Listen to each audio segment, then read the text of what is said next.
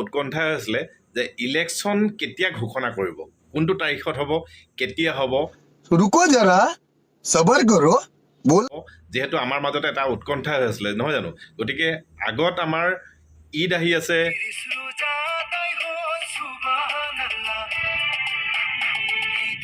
বিহু আহি আছে।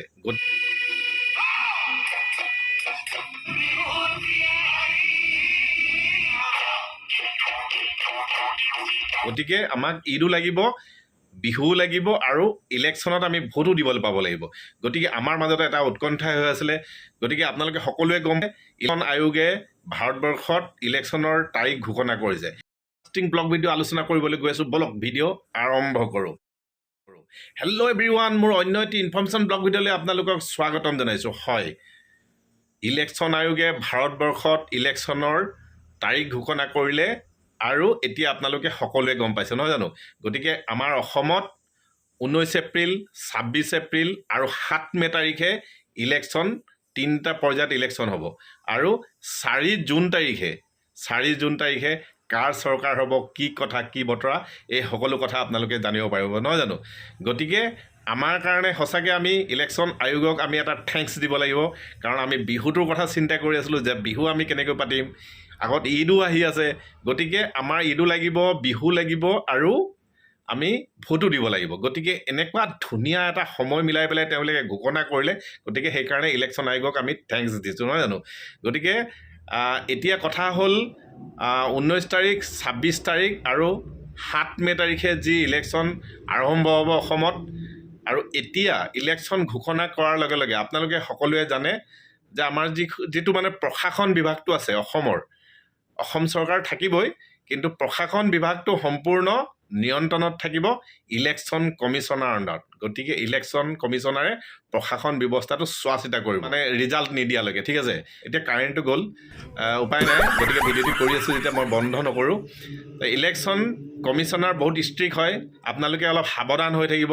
এতিয়া অল অসমত য'তে ত'তে নাকা চেকিং হ'ব আৰু পুলিচ প্ৰশাসনে নাকা চেকিং কৰিব, লগত এজন মেজিষ্ট্ৰেট থাকিব বা ইলেকশ্যনৰ অফিচৰ মানুহ থাকিব তেওঁবিলাকৰ, আৰু এজন কেমেৰামেন থাকিব, ভিডিঅ' কৰি থাকিব গোটেইখিনি।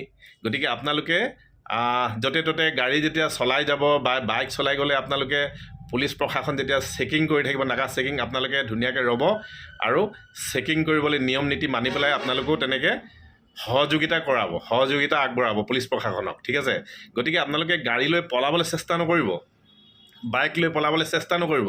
ইলেকশ্যনৰ কিছুমান নিয়ম নীতি পাব্লিকে মানি চলিব লাগিব, যিহেতু কিছুমান বস্তুৰ ওপৰত চোকা নজৰ ৰখা হয়। এইটো কাৰণে ৰখা হয়, ধৰক আপোনাৰ ওচৰত যদি বহুত মানে ষ্টকত আপোনাৰ যদি মাদক দ্ৰব্য পোৱা হয় বা বহুত টকা পইচা পোৱা হয়, তেতিয়াহ'লে ইলেকশ্যন আয়োগৰ এটা সন্দেহ থাকিব পাৰে আপোনালোকৰ ওপৰত। ধৰক এইখিনি টকা পইচা বা মাদক দ্ৰব্য আপোনালোকে ৰাইজক মানে বা ভোটৰ কাৰণে প্ৰলোভিত কৰিবলৈ আপুনি লগত লৈ ঘূৰি ফুৰিছে, তেনেকুৱা সন্দেহ কৰি পেলাই আপোনাৰ ওপৰত আইনী ব্যৱস্থা লোৱা হ'ব। বা আপুনি ইমান টকা ক'ত পালে, কেনেকৈ পালে, গোটেইখিনি আপুনি কৈফিয়ত দিব লাগিব। আপুনি যদি দিব নোৱাৰে তেতিয়াহ'লে আপোনাৰ ওপৰত আইনী ব্যৱস্থা হ'ব। আৰু ধৰক আপুনি বহুত মানুহ লগত লৈ পেলাই যদি গাড়ী ৰাতি বিয়লি তেনেকৈ ঘূৰি ফুৰিছে, মাদক দ্ৰব্য সেৱন কৰিছে, বা আপুনি পুলিচ প্ৰশাসনক মনা নাই, বা আপোনাৰ উপযুক্ত নথি পত্ৰ নাই, কোনো ডকুমেণ্টছ নাই, তেতিয়াহ'লে আপোনাৰ হয়তো বিপদ অনিবাৰ্য। গতিকে আপোনালোকে গাড়ী চলাওঁতে সকলো লাইচেঞ্চ, আধাৰ কাৰ্ড, পান কাৰ্ড য'ত দি আছে ডকুমেণ্টছবিলাক আপোনালোকে তাৰ অৰিজিনেলটো নাৰাখিলেও এটা জেৰক্স কপি ৰাখি লগত লৈ ঘূৰি ফুৰিব। গতিকে য'তে ত'তে নাকা চেকিং হ'ব, আপুনি ক'ত বিপদত পৰিব আপুনি গম নাপায়। ঠিক আছে, ঘৰৰ ল'ৰা ছোৱালী আছে, যিবিলাক ল'ৰাবোৰ আছে ধৰক বাইক চলাই, তেওঁবিলাকক ঘৰতো আপোনালোকে গাৰ্জেনবিলাকে সাৱধান কৰি থাকিব যে প্ৰশাসনে যেতিয়া চেকিং কৰি থাকিব, নাকা চেকিং কৰি থাকোঁতে তেওঁবিলাকে যাতে লাইচেঞ্চ নাই, কিবা নাই বুলি পলাবলৈ চেষ্টা নকৰিব, নহ'লে হয়তো বিপদত পৰিব পাৰে আৰু গাৰ্জেনো বিপদত পৰিব পাৰে। ঠিক আছে, গতিকে এইখিনিকে আপোনালোকক জনাবলৈ চেষ্টা কৰিলোঁ। ভিডিঅ'টি ভাল লাগিলে লাইক কমেণ্ট শ্বেয়াৰ কৰিব। अगर तुम लोग नए हो तो सब्सक्राइब करो, वो जो लाल वाला बटन है उसके साथ स्कैम करो या फिर महफिल जमाओ, मुझे नहीं पता, बस क्लिक हो जाना चाहिए। আৰু এনেকুৱা ইণ্টাৰেষ্টিং ইনফৰমেশ্যনবিলাক পাবৰ কাৰণে মোৰ চেনেলটি আপোনালোকে ছাবস্ক্ৰাইব কৰি ল'ব। নেক্সট ভিডিঅ'ত পুনৰ লগ পাম। থেংকছ ফৰ ৱাচিং, নমস্কাৰ।